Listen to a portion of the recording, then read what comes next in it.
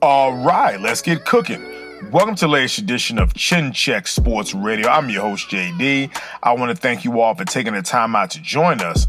And as always, we welcome any suggestions, feedback, comments, and criticisms, which improves the quality of our program, which ultimately improves your listening experience.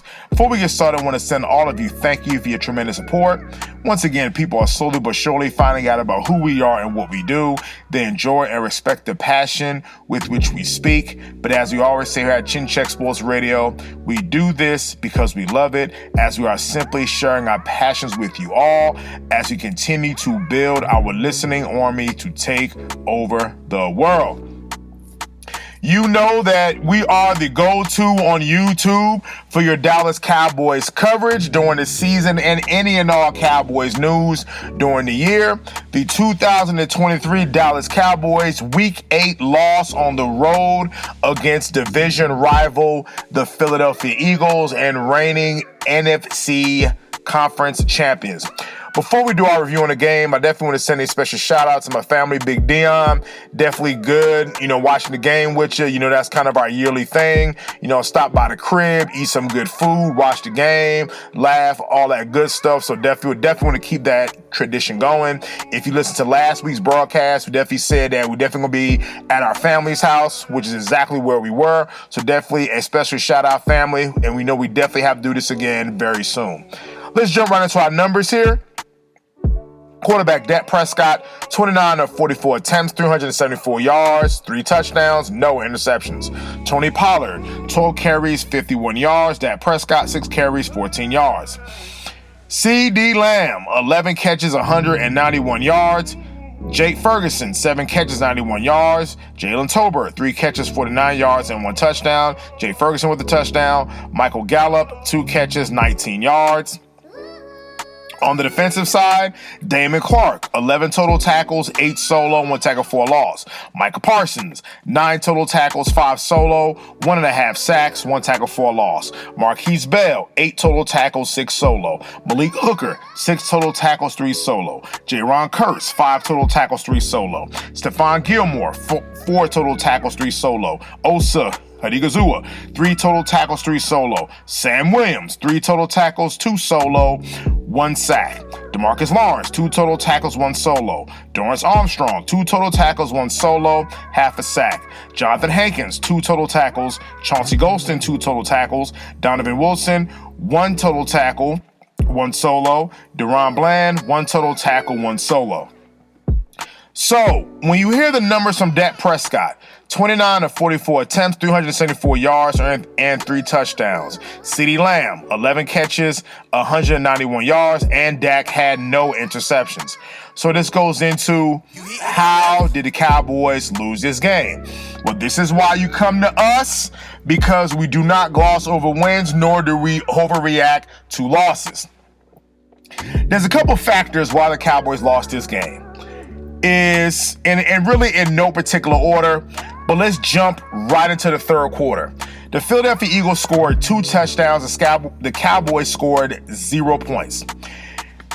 What was alarming about the third quarter was long drives that the Eagles were able to sustain, and this is after a banged-up Jalen Hurts appeared to be injured right before halftime on a sack, limped into the locker room, limped back onto the field, and engineered 2 touchdown drives. Cowboys got nothing offensively in the third quarter, and also one of those touchdown drives was aided by, I believe, 3 or 4 penalties by the defense, and specifically in the secondary. Now, even though there was some very ticky-tack and some questionable calls, but this is the problem. And this is why you come to us for the unabashed truth. The Dallas Cowboys have no credibility in terms of penalties. They are already tops leading the league, or one of the top teams in penalties, and it's been a pattern for the last 3 years. So we can say that some of the calls were very ticky-tack, but in fact, you have a history of penalties. If you've been listening to our broadcast all throughout the season, we have been screaming penalties, penalties, penalties, and where is the accountability for said penalties? And now you see is what we had to deal with again, some rather ticky-tack calls, but you already have a history of being a penalized team, so you have no credibility in that area. let's look at another reason why the Cowboys lost this game. Sometimes when you don't pay attention to detail, you don't have any situational awareness, little things tends to come up. And this goes to, now let's go to the fourth quarter. Cowboys are driving. We told friends who will listen to this broadcast that we should go ahead and let's kick the field goal to try to get the points. The Cowboys are already down 28-17. Let's go get the 3 points. The Cowboys ended up fumbling on a fourth, well, not fumbling, but they ended up not scoring on a fourth down. Again, had we kicked the field goal, outcomes of the game, which leads us to later on, would have changed. If the Cowboys kick the field goal, you're up 28-20, and you're not even having this conversation. But you saw the play where Dak threw it short of the goal line. The DB made a great play. But of course, you question yourself, why didn't Dak throw it into the end zone?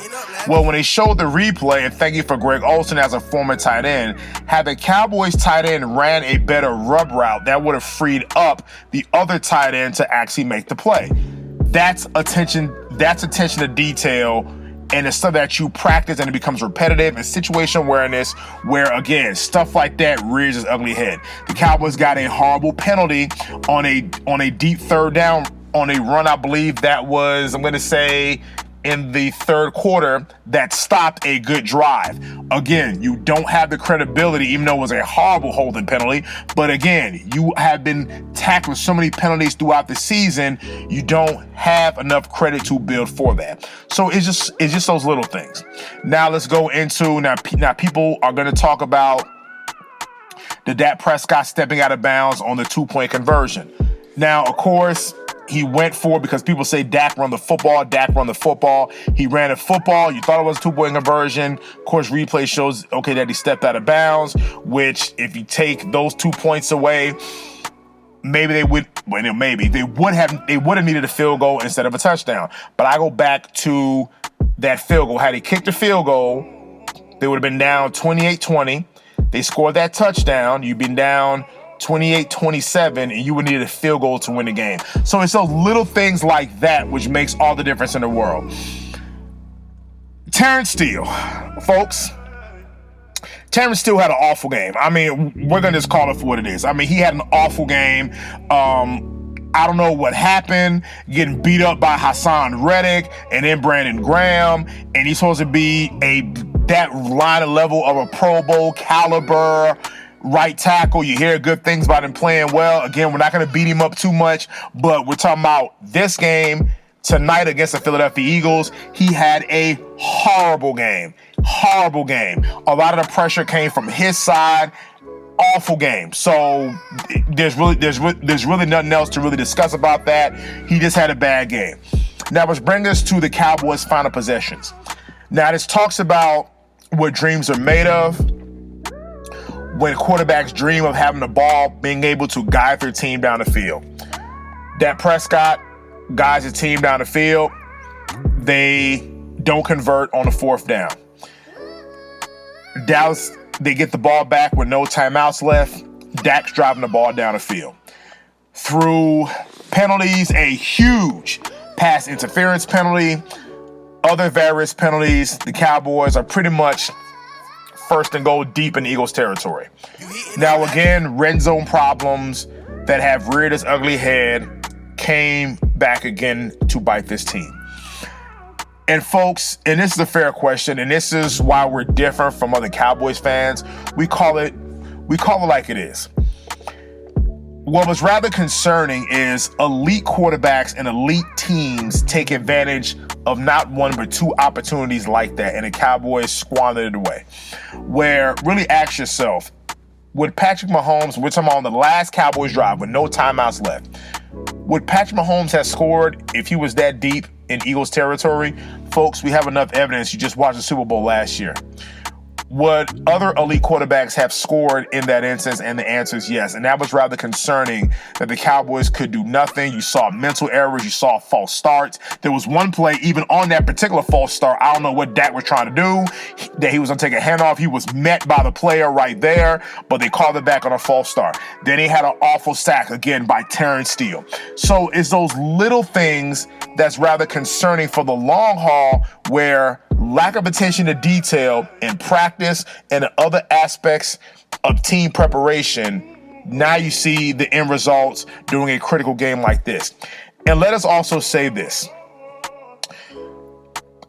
Even though the Cowboys played a very competitive game and the game came down to the wire, at the end of the day, the Cowboys are still 0-2 against the top two teams in their conference, and more than likely the teams, if they make the playoffs, again, we talked about that's not even a guarantee.